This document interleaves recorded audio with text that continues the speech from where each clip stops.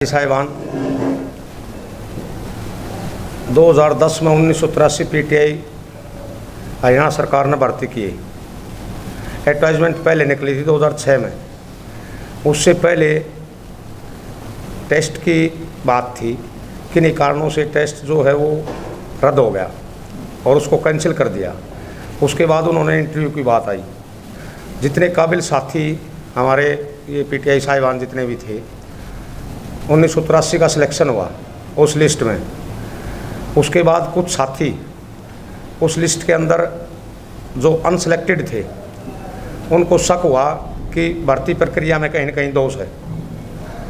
तो उस दोष को मद्देनज़र रखते हुए और उन्होंने आरटीआई के ज़रिए से, क्योंकि इंटरव्यू के मार्क्स कितने थे ये न तो जो सिलेक्टेड थे उनको पता था और जो सिलेक्ट नहीं हुए उनको भी नहीं पता था। वो एक जरिया निकाल के आरटीआई के द्वारा उन्होंने देखा कि हाँ कहीं न कहीं गड़बड़ है। तो चुनाव आयोग की जो खामियां पाई गई, चुनाव आयोग ने इसकी अपने भर्ती आयोग की कमीशन की HSSC की जो खामियां पाई गई, उसको बेस बना के वो हाई कोर्ट में ले गए इस केस को। और हाई कोर्ट के अंदर हम तो यही मानते हैं कि उस समय की जो सरकार थी उसने हमारी अच्छी तरह से पैरवी नहीं की और डबल बेंच तक हम वहाँ केस हमारा हार चुके थे। उसके बाद हमारा केस गया सुप्रीम कोर्ट में। मेन मुद्दा ये था कि सुप्रीम कोर्ट का भी सेम डिसीजन रहा हमारे पक्ष में जो हाई कोर्ट का था।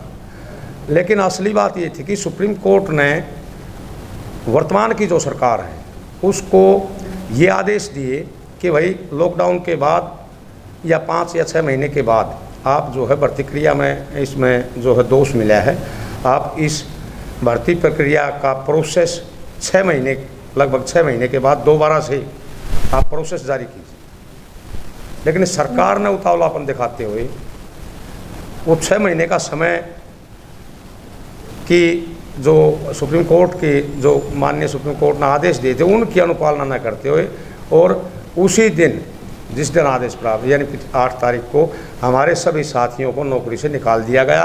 और वो भी अनऑफिशियल टाइम रात के 12 बजे हमारे जिला शिक्षा अधिकारियों को बुलाकर और हेड्स को बुलाकर अपने अपने स्कूल से यानी आधी रात्रि में इनको रिलीव कर दिया गया।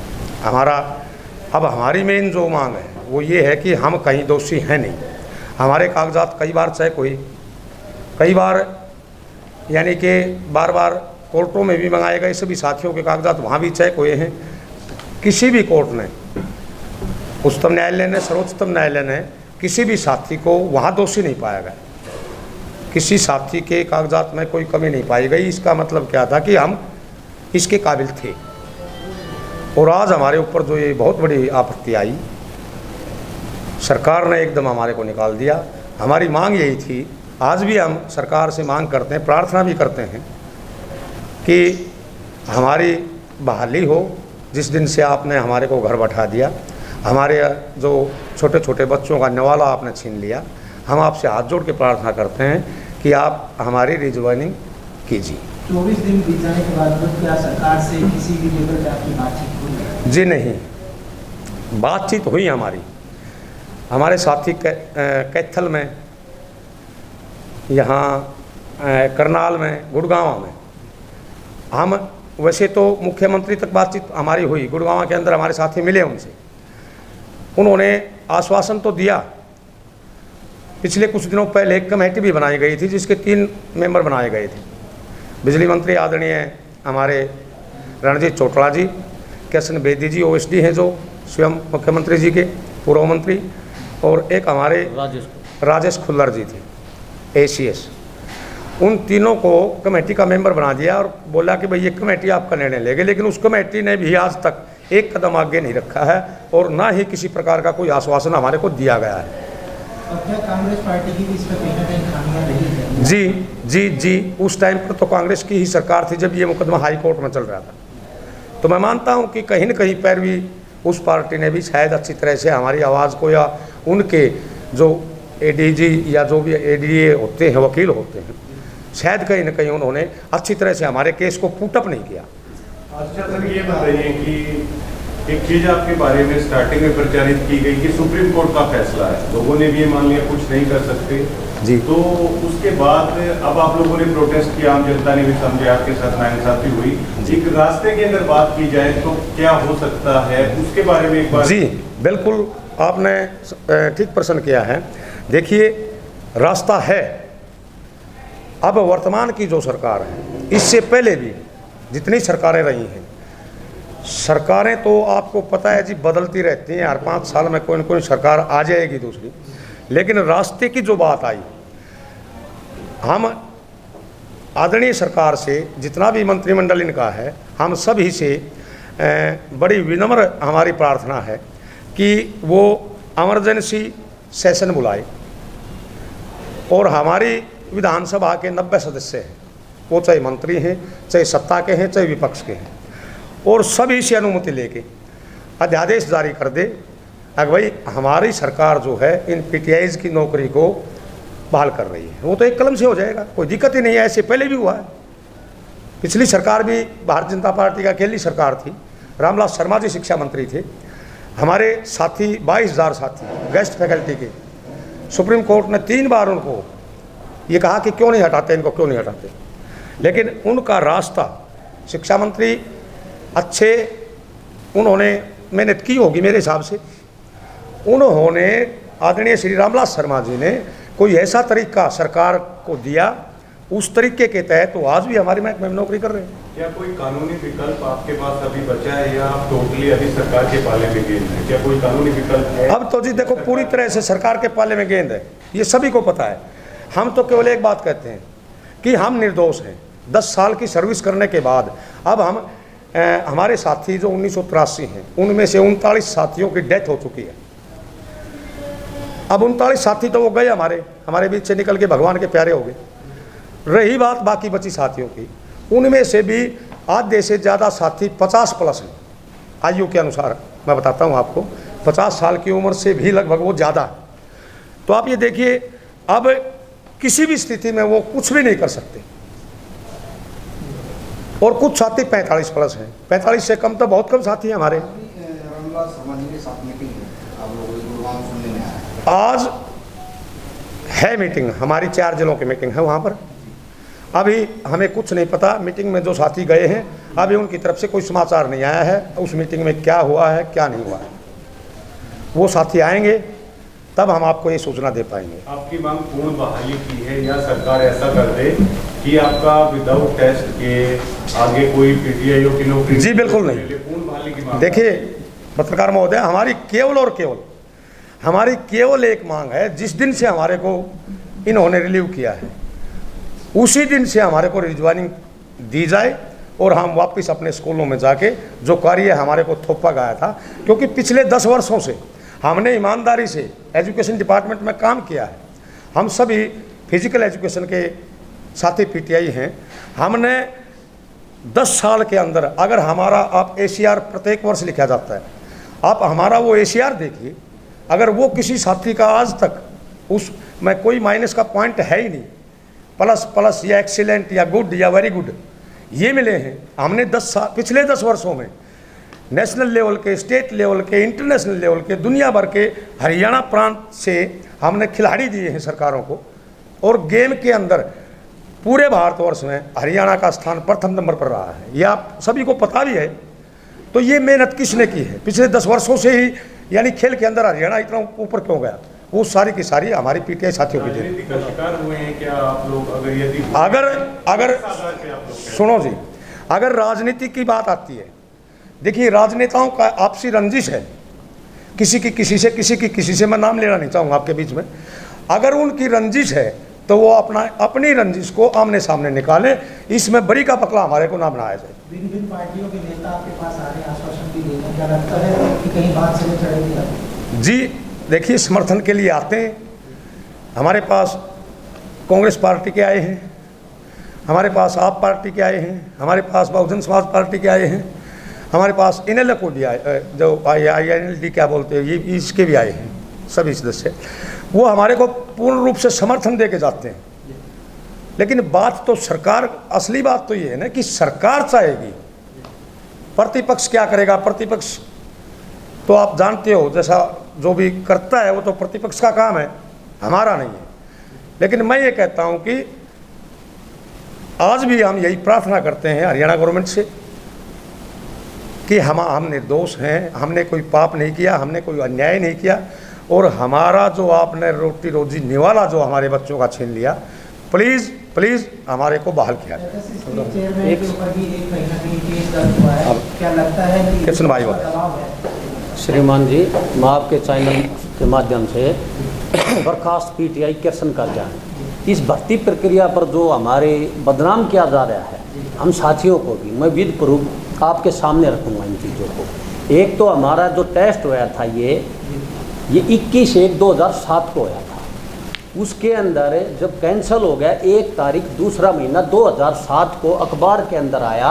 मैं आपको ये बताना चाहता हूँ कोई फ्रॉडोलेंट नहीं था। अगर कोई आउट हो जाता है कोई चीज़, ये जागरण के अंदर दी गई थी, इस वजह से कैंसिल हुआ। दोबारा फिर इसके लिए डेट दी गई, पब्लिक नोटिस दिया गया, वो प्रशासनिक कार्यों से फिर कैंसिल कर दिया गया। दोबारा जब हमारा ये होया 2 तारीख 9वां महीना 8 को और 17/9/8 तक 15 दिन का इंटरव्यू हुआ। आप सबको पता है जब टेस्ट होता है तो 200 नंबर का टेस्ट और 25 नंबर का इंटरव्यू था। उसकी भी कॉपी है मेरे पास, ये नोटिफिकेशन जो जवाहर सिंह यादव जी कहते 20 से 30 कर दिया। वो सम्मानित आदमी है, किसी पद पर बैठे, हम उनके बहन बेटे हैं, इतना दाग न लगाए हमारे ऊपर। ये नोटिफिकेशन है सरकार का, 25 नंबर का, 200 का तो लिखित टेस्ट था और 25 नंबर का इंटरव्यू था।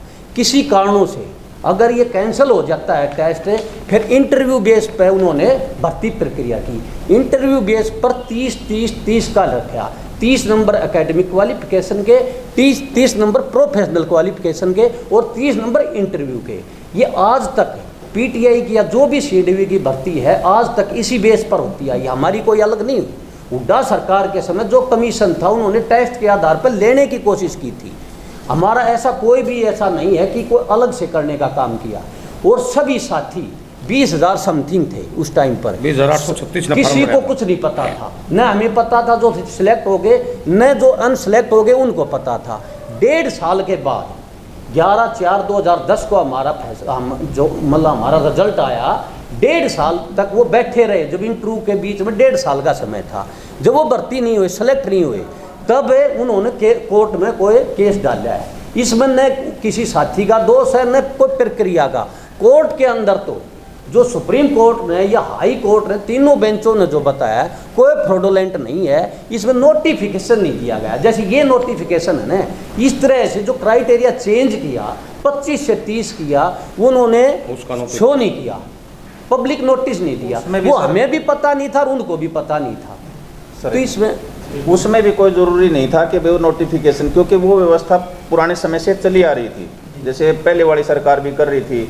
उसमें ये था कि भाई जो है ना अपना एकेडमिक का 30 और उसके बाद प्रोफेशनल का 30 इंटू 30, जो कि 2005 में 4 में यही व्यवस्था थी। नई व्यवस्था में कराया कि भाई टेस्ट जो है 200 नंबर का होगा, इंटू 25 नंबर का होगा। अब नई व्यवस्था प्रशासनिक कारणों के कारण ख़त्म होगी, तो अब उसके लिए नोटिफिकेशन की जरूरत नहीं रही। पहले वाली व्यवस्था ऑलरेडी अंडरस्टूड है, वो तो रहेगी। अब इसमें कह दिया कि भाई जो से नहीं ये इंटरव्यू 25 का 30 का कैसे हो गया, जिसको टेक्निकल फॉल्ट बोल के हम सबको रोड पे बैठा दिया आज। वो जो बातें हैं वो आराम से जो से हम क्लियर कर सकते हैं और देख सकते हैं। आयोग इसी चीज़ नहीं है कि उसका रिकॉर्ड नहीं होता। अपने जो बीजेपी के प्रवक्ता जवाहर यादव जो कहते हैं कि भाई 20 का 30 कैसे कर दिया, नहीं 20 का नहीं था, वो 25 + 200 टेस्ट का था। वैसे भी क्या था कि पहले जो अपने C&V जिसको बोलते हैं उसमें टेस्ट और इंटरव्यू नहीं होता था, सीधा जो है ना हमारी प्रक्रिया ये थी कि भाई सीधा इंटरव्यू हो। तो उसके अनुसार ये कैंसिल हो गया था। तो इसमें बताओ एक कैंडिडेट की जिसमें भाग लिया, जो सिलेक्ट हो गए, जो नहीं हुए, उसमें गलती कहाँ रहेगी। रही बात नोटिफिकेशन की, नोटिफिकेशन ऑलरेडी कैंसिल होने के बाद पहले वाला लागू रह गया। जैसे हमारे यहाँ पेट्रोल के दाम बढ़ते हैं, आज मान लो 75 कल 80 के हो गए, अब 80 वाली अधिसूचना वापस ले ली जाती है तो ऑलरेडी 75 रह जाती है। तो उसमें तो ऐसी कोई खामी है नहीं कि भाई इनको निकाल के रोड पे फेंक दिया जाए। हो सकता है कहीं ना कहीं तथ्यों को छुपाया गया हो या तथ्य रह गए हों। तो हमारा तो कहना यही है कि सुप्रीम कोर्ट या सरकारें इस तथ्य को सामने लाएं ताकि ये 1983 परिवार जो हैं आज रोड पे बैठे हैं, इनका जो से भला हो सके या कहे जा सके कि न्याय मिल सके। क्योंकि हमारे इस 10 वर्ष के दौरान लगभग 39 हमारे ऐसे साथी हैं, कर्मचारी हैं जो इस दुनिया में नहीं हैं। ठीक है कि प्रक्रिया हम मानते हैं कि भी टेस्ट जब दिया जाएगा, इंटरव्यू होएगा, हो सकता है कि सरकार इस प्रक्रिया को लेकर संतुष्ट हो जाए, लेकिन उन 39 जो हमारे साथी हैं उनका साथ तो न्याय नहीं हुआ। जो 68 जो हमारे याचिकाकर्ता हैं उनको न्याय की आवश्यकता है या न्याय की ज़रूरत है, लेकिन उनके साथ तो अन्याय हुआ जो इस दुनिया में नहीं है। उसके अलावा जो से इसमें देखा गया है, जितना भी हम देखते हैं न्याय प्रक्रिया का हम सिस्टम, उसको हम कर्मचारी नहीं समझते हैं। हम तो जो तथ्य होते हैं वही देते हैं। आयोग ने हमें जो दिया वो हमने वहाँ प्रस्तुत कर दिया। हमारे जो अटॉर्नी जो होते हैं उसने, सरकार ने अपना पक्ष रखा। उनका विश्लेषण ये निकला कि इन कैंडिडेटों की 1983 जो पीटीआई हैं उनकी कोई गलती नहीं है। ये उस केस के 85 पेज में मेंशन्ड है, तो फिर ये दंड जो है ना गलत है। सर, जो बड़ौदा चुनाव उसमें पीटीआई किसी विशेष राजनीतिक दल को समर्थन दे रहा है? देखिए, अभी बड़ौदा के चुनाव की ना तो कोई तिथि आई है, ना ही कोई डिक्लेरेशन है। जैसे जैसे तिथि का पता लगेगा, जैसे जैसे हमारे को कोई सूचना मिलेगी, पार्टी के उम्मीदवारों का पता लग जाएगा, उसके बाद हम विचार करेंगे इसके ऊपर। अभी कोई जल्दबाजी नहीं है इस चीज़ की। 1 महीना हो चुका है, आप लोग शांति प्रिय जेल में बैठे जी, आपे भी आई हैं, विपक्ष भी आ जी। रहा है। क्या आप इसको आप एक बड़ा जन आंदोलन बनाने की कोशिश करेंगे, खापों को साथ लेके? जी, देखिए, मैं आपको बताना चाहूँगा, सुप्रीम कोर्ट माननीय जो सर्वोच्च न्यायालय है हमारा, जब ये केस उसके अंदर बिल्कुल नज़दीक लग रहा था फैसले के, तो सुप्रीम कोर्ट ने हरियाणा सरकार से ये पूछा था कि क्या ये 1983 पीटीआई के बिना आपका काम चल जाएगा। तो उन्होंने ये जवाब दिया था, हरियाणा सरकार ने, अभी वर्तमान सरकार ने, आके हमारे पास जो है वर्कलोड नहीं है। लेकिन वहाँ जजेस की जो भाषा थी, उन्होंने भी ये कहा वर्कलोड तो यहाँ भी नहीं है, मेरे पास बहुत से बैठे हैं ऐसे, कहाँ ले जाऊँ इनको, कहाँ भगाऊँ। उसके बाद उन्होंने कहा कि हमने कैडर, इस कैडर को ही समाप्त कर दिया, पीटीआई का कैडर समाप्त, पीटीआई का कैडर समाप्त है, क्योंकि ये सारे टीजीटी बना दिए गए। तो फिर अब नई भर्ती में पीटीआई का कैडर कहाँ से आ गया? एक सोचने के लिए बाध्य कर सरकार ने। अब नई भर्ती निकाल दी, 9 अगस्त को टेस्ट रख दिया, फिर कहाँ आ गया वो कैडर, फिर कहाँ से आएंगे वो पीटीआई? तो कई चीज़ें जो हैं वो इधर से उधर, उधर से इधर हो रही है। जी जी जी जी, बिल्कुल हमारे को पीछा गया है। एक बात और करना चाहते हैं सर, कई बार डिबेट होती है, माननीय जवाहर सिंह भी आते हैं, अपने एमपी साहब भी आते हैं यहाँ से करनाल से, वो यूँ कहते हैं, आप ये बताइए भर्ती किसकी थी उस टाइम पर, भर्ती किसने किया था? मैं चैनल के माध्यम से कहना चाहता हूँ, उस टाइम पर मान लिया जाए हुड्डा साहब ने भर्ती की थी, कमीशन था उस टाइम पर जो भी, लेकिन आज क्या हुड्डा साहब सत्ता में? क्या हुड्डा साहब ने अच्छा नहीं किया तो 15 सीटों पर इस जनता ने लाने का काम किया था। आज जो सत्ता में बैठा है उसकी जिम्मेदारी होती है दुख दर्द की, इस जनता की। हमें जो दुख दर्द है, आज जो कुर्सी पर बैठा है वो भगवान के समान होता है। और जाने वाले से हम कैसे कहेंगे कि आप हमारे को कुछ ला के दो? जिसने जैसा कर्म किया जनता ने उसको रिजल्ट दे दिया। आज कुर्सी पर वो आए हैं और वो हमारी बातें सुनेंगे तो हम आत्मा से और दिन रात मेहनत भी करेंगे, दुआ भी करेंगे सरकार के लिए। अगर उसी की तरह ये भी ऐसे ही शोषण करेंगे तो ये जनता दूर नहीं है, वो टाइम लाने में हुड्डा से भी बदतर हाल हो जाएगा। कृष्ण जी, आप गांव में नुक्कड़ सभाएं कर रहे हैं, लोगों से मिल रहे हैं, लोगों के क्या विचार निकले हैं? आप विचार ये हैं, हर आदमी ये कहता है भाई किसी को कच्चा भी आप लगा देते हो, उसको भी निकालने का अधिकार नहीं। ये तो सुप्रीम कोर्ट ने कहा है, इनका कोई दोष नहीं। तो कहीं न कहीं हो सकता है सुप्रीम कोर्ट के अंदर तो एक संविधान बैठा है, वो इंसान नहीं, वो तो एक संविधान है।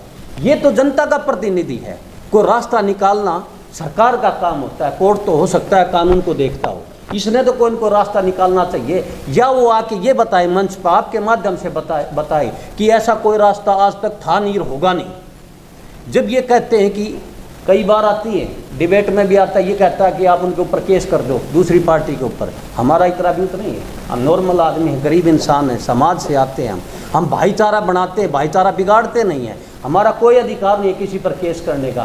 केस करना तो केस वो करे, तब हमारे को नौकरी कैसे मिल जाएगी? अगर हम केस कर देते हैं, अगले दिन कानून कहाँ से आ जाएगा? मैं तो इस माननीय सरकार से पूछना चाहता हूँ, आपने सदा से आवाज़ उठाई है गरीब आदमी। सर आखिरी सवाल है मेरा, आपके मुताबिक अगस्त में पीटीआई की फिर से कैडर बना दिया गया, भर्ती होगी, क्या आपकी 1983 पीटीआई की एकता जो कि जो है, मान लो आपसे 4 लोग उसमें अप्लाई कर देते हो, जो सरकार ने थोड़ी बहुत छूट दी है, वो 4 लोग भर्ती हो जाएंगे, सरकार उनको आगे करके कहीं ये ना कहते कि देखिए इन लोगों ने फिर से अप्लाई किया, ये लोग फिर से भर्ती हो गए, आप लोगों की एकता पूरी तरह से रहेगी? ऐसा है श्रीमान जी, हमारी अकेले पीटीआईयों की एकता नहीं है, ये पूरे समाज की आवाज़ हो चुकी है। आपको समझना होगा, मैं दिल्ली पुलिस को छोड़ के आया था, मैं कहाँ पर जाऊँगा? ऐसे 57 साथी हैं जो दूसरे डिपार्टमेंट से आए थे, उनका टाइम होता है, किसी का 2 साल, किसी का 3 साल, अगर प्रॉपर चैनल आते वो कहाँ पर जाएंगे? पूरा समाज हमारे साथ है, आज पीटीआई नहीं है, पूरा समाज की आवाज़ है। अगर हमारा कसूर नहीं है तो सरकार बैठी किस लिए? इसलिए इनको न्याय दिया जाए। हम तो जो समाज कहेगा उसकी अनुपालना करेंगे, चाहे एक आधा साथी कहीं जाए, लेकिन सब नहीं करेंगे, बिल्कुल नहीं, टेस्ट में बिल्कुल नहीं। एग्जाम होता भी है तो 10 साल के बाद परीक्षा के लिए आप तैयार हैं? नहीं, ये हमारा फैसला है 1983 पीटीआई का कि हम इस टेस्ट के अंदर अप्लाई भी नहीं करेंगे, हम इसके अंदर नहीं बैठे। एक बात और बता दूं आपने, देखिए ये बड़ा दुर्भाग्य है हमारा कि कोर्ट के जो फैसले होते हैं वो तो न्यायाधीश बैठते हैं वहाँ कोई जनाधार की गिनती नहीं होती, लेकिन इधर जब सत्ता पक्ष के व्यक्ति बैठे हैं वहाँ सबसे बड़े लोकतंत्र के अंदर वहाँ प्रत्येक सिरों की गिनती होती है। तो आने वाला समय देखिए, अगर सरकार हम पिछले 24 दिन से एक स्थान पर आराम से अनुशासन के तहत, अनुशासनात्मक यानी गांधीवादी तरीके से हम अपनी आवाज़ को बुलंद करने के लिए बैठे हैं, लेकिन आज तक सरकार का कोई भी छोटे से छोटा कर्मचारी या बड़े से बड़ा इनका वजीर या इनका कोई अधिकारी आज तक हमारे धरने पर ये आके नहीं पूछा उन्होंने भाई कैसे बैठे हो, क्यों बैठे हो, क्या दिक्कत आ गई। अगर हम निर्दोष हैं, आप जूते मारो, हमारे को भगाओ, हम बिल्कुल जो सज़ा दोगे वो लेने के लिए तैयार हैं, लेकिन वास्तव में हमारे साथ अन्याय हुआ है, हम बिल्कुल निर्दोष हैं, हमारी कहीं कोई कमजोरी है नहीं। तो इसलिए मैं ये बात आपके सामने पुख्ता रूप से रखना चाहता हूँ कि हम पुनः बार बार निवेदन करते हैं सरकार से कि प्लीज़ हमारा जो रोजी रोटी का जो रास्ता है आप उसको हमारे से मत छीनो प्लीज़, कृपया हमें दोबारा से रिज्वाइन करवाओ। मौजूदा सरकार जी दोनों पक्ष में कोई पक्ष आपके साथ है, दोनों नहीं, दोनों खिलाफ है, पूरे के पूरे दोनों खिलाफ हैं। आपको पता होना चाहिए भाई साहब, एक जींद में हमारा दिलबाग फौजी भाई है जो राष्ट्रपति ने शौर्य मेडल दिया है, उसको भी डंडों से पीटने का काम किया है। हम एक शांतिपूर्वक मतलब महात्मा गांधी की नीतियों पर चल के हाथ जोड़ के रिक्वेस्ट करते हैं, अगर निर्दोष हैं तो हमें सज़ा क्यों दी जा रही है? फिर भी लाठियों से पीटने का काम किया, हमारी माताओं बहनों को पीटने का काम किया। तो सरकार से हाथ जोड़ के मैं तो आपके चैनल के माध्यम से झोली पसार के 2000 परिवारों का न्याय मांगना चाहता हूँ। अगर आज यह अंधेर नगरी होगी तो सदा के लिए न्याय से और इस जनता का, इस सरकारों से भरोसा उठ जाएगा। नहीं तो इनको निर्दोष भाइयों को और बहनों को आप मान सम्मान दें, रोजगार दें। ये रोटी की बात है, नौकरी की बात नहीं रही है। नौकरी करते 20, 25, 30 साल तक, अब तो रोटी की बात है। आपने सोचना चाहिए, जिसकी 40 साल उम्र है, जिसकी 50 साल उम्र है, जिसकी 55 साल उम्र है, वो खुद प्रभावित नहीं हो रहे, आज उसके बच्चे भी प्रभावित हो रहे हैं, वो नहीं पढ़ पा रहे हैं। माता है, पिताजी हैं, बड़े बूढ़े हैं, घर पर जाते हैं, आंखों से आंसू आते, शाम को बता नहीं पाते कि आज क्या रिजल्ट मिला। हम आतंकवादी थोड़ी हैं, आपके ही कर्मचारी, आपके ही समाज के हैं, आपके ही हिस्सा हैं। आप लोगों के माध्यम से मैं दोबारा हाथ जोड़ के विनती करता हूं, हमारी बात को उठाइए और हमें न्याय दिलाइए, नहीं तो अनहोनी हो जाएगी। रणनीति तो जो समाज हमारे बीच में आया है, जो समाज हमें आदेश देगा उसको फॉलो करेंगे, उसको मानेंगे। हम तो समाज के हिस्से हैं, हम उससे ऊपर कहाँ जाएंगे। देखिए आगे जी 39 जी 39 साथी हमारे, उनकी पेंशन हाँ बंद कर दो। बिल्कुल। देखिए, जो 39 साथी हमारे बीच से चले गए पीछे 2 दिन 3 रोज पहले ही, अभी सूचना मिली है कि वो विधवा बहनें जिनका केवल गुजर बसर का एक यही साधन था, अब उनकी वो पेंशन थी, भत्ता था, उसके सारे वो अपने बच्चों के साथ अपना गुजारा कर रही थी। कंपेंसेशन की मांग भी जी, थी। जी, उनका सब कुछ रोक दिया गया। अब उनको कोई सुविधा नहीं मिल रही पिछले दिनों से। ये बड़ी देखो भर्त्सना की बात है।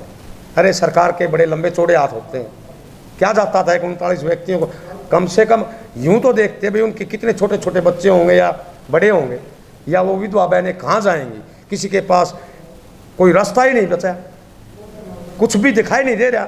और हमारे समाज में आप सभी को पता है कि अगर कोई विधवा औरत घर से 10 कदम दूर जाती है तो 20 प्रश्नवाचक चिन्ह लग जाते हैं।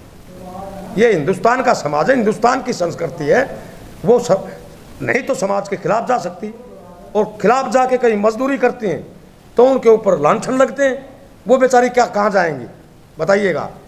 रही सरकारों की बात, सरकार तो आनी जानी चीज़ें होती हैं, आज किसी की कल किसी की। आज भी कोई सरकार स्पष्ट बहुमत में नहीं है।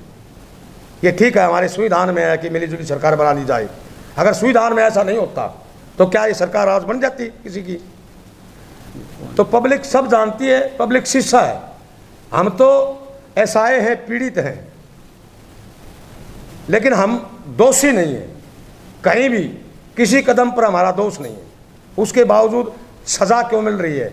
सज़ा मिलती अगर हम दोषी होते, सज़ा को हम स्वीकार करते, सहर्ष स्वीकार करते, लेकिन निर्दोष को सज़ा देना, क्या यही संविधान में लिखा है? क्या यही कानून है? क्या यही न्याय है? ये घोर अन्याय है, बिल्कुल न्याय नहीं है। आपके माध्यम से एक लास्ट क्वेश्चन और करना चाहूँगा। 8 अप्रैल को हमारा फैसला आया, 10 अप्रैल को हमारा एक साथी ब्रेन हेमरेज से ख़त्म हो गया। ब्रेन हेमरेज, आप सब समझदार हो, नस का फट जाना और दिमाग में खून का चला जाना। पूरा का पूरा परिवार उसका आज भी सदमे में है। उसकी मिसेज और पैरालाइज है। पैरालाइज है उसकी मिसेज। हमारा साथी था, 9 तारीख को मेरे पास फ़ोन आया था, तो एक एक चीज़ है वाकिफ। और ये जो 1982 परिवार और बाकी है, ये भी सदमे में है। इस चैनल के माध्यम से हम बताना चाहते हैं, आप मीडिया ने बड़े बड़े न्याय दिलाए हैं सदा से, आज न्याय दिलाने का काम करिए, नहीं तो आने वाले समय में ये 1982 परिवार भी नहीं बचेंगे और इसकी दोषी केवल और केवल ये सरकार होगी। नहीं तो समय रहते जाग जाइए और कोई समाधान करिए। प्रजातंत्र के अंदर प्रजा के बीच में आके कोई बात रखनी चाहिए, समझनी चाहिए। ये तो अनारकी जैसी बात होगी, अनारकी लगा दी। हम कितने दिन से रो रहे हैं, पीट रहे हैं, ज्ञापन दे रहे हैं, एक भी आवाज़ सुनने वाला नहीं है। आते हैं तो चैनल पर आते, गुमराह करते, दाग लगाने का काम करते हैं। अरे कम से कम इन चीज़ों को देख लेना। मेरे माध्यम से, आपके माध्यम से मैं देना चाहता हूँ, एक एक कॉपी देना उन चैनलों को। क्यों दाग भी क्यों लगाते हो? जब सुप्रीम कोर्ट ने दाग नहीं लगाया, किसी भी कोर्ट ने दाग नहीं लगाया, एक माननीय जवाहर सिंह दाग लगाता है, हम उसके भाई हैं, बेटे हैं, हमने ऐसा जुल्म क्या कर दिया? दाग लगा के हमें घर भेज रहे हो। तो आपके माध्यम से रिक्वेस्ट है, ये न्याय की आवाज़ आप उठाना। उस समय बताइए जी, वो बता दिया आपको, अभी कोई डेट अगर फाइनल समय नहीं है। रहते हमारी कोई मदद एक बात तो हम तो मदद करेंगे। आप सुनो, विशेष रूप से एक बात देखो, आप सभी पत्रकार महोदय अपना अपना कार्य क्षेत्र में अच्छा काम कर रहे हो। अब ये बताओ, आप ये कहते हैं कि हमने हिंदुस्तान को विश्व गुरु बनाना है। विश्व गुरु इस प्रकार से बन जाएगा, जो शिक्षक बहनें हैं, जो शिक्षक भाई हैं, उनको तो इन्होंने धरने प्रदर्शन पर बैठा दिया। जब शिक्षक शिक्षा का कार्य नहीं करेंगे और उसके अन्यथा किसी दूसरे कार्य में लग जाएंगे, तो क्या हमारा देश विश्व गुरु बन सकता है? मेरे हिसाब से तो बिल्कुल नहीं। ठीक, बहुत बहुत धन्यवाद आप सभी।